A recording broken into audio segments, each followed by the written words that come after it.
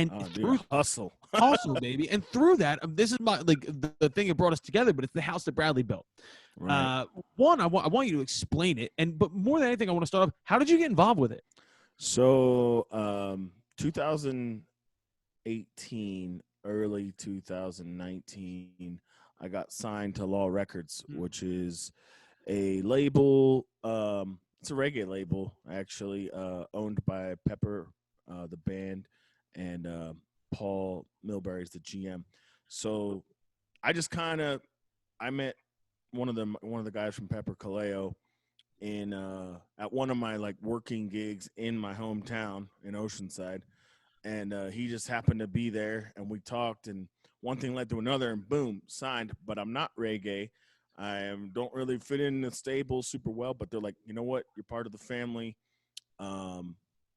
Let's do this. And I'm like, absolutely. So they had me on stage a couple times with them, jamming and doing things. And Paul hits me up and he's like, hey, we're doing this project. It's a Sublime Tribute, the house that Bradley built.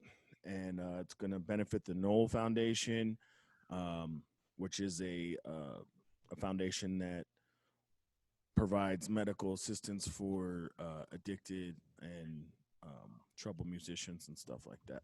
So he's like, do you want to be on it? I'm like, absolutely. And then he told me, he's like, before he even told me, I'm like, yeah. And then he's like, oh, well, we're going to have all these gangsters on it. And I'm like, even better. So, but then I'm like, oh shit, well, what Sublime song am I going to do? I have zero clue. And like, I listen to Sublime, but like the forefront of Sublime, like what of course, what I got, all that stuff. So I'm like, oh man, all the cool kids are gonna take the songs that I know. So this should be interesting. So I started to try to dig through the back catalog, and I actually looked up some of Bradley's like acoustic stuff. He's got a lot of acoustic stuff out, and the two songs I picked were both covers that he covered. What did you pick? I picked Zimbabwe. Mm-hmm. And crap, I can't remember the other one, but they're both like Bob Marley covers. No shit. Yeah, at random. And then Rivers of Babylon. Rivers of Babylon. That he did do Rivers of Babylon. Yeah, and I think that's a Mick Marley cover, isn't it? I think so. And then Paul's like, yeah, man. Like Paul's being real nice to me because he knows I'm clueless. He's like, hey, man, those are covers.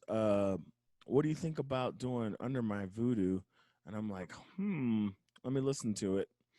And I was like, because I don't know if you've listened to that song lately, but I could sing the song verbatim. And that was going to be my question to you is because I've listened to your version of it, and it's one of my favorite on the house that Bradley built. And you put your spin on it. That's like a hard rock, heavy metal song, kind of.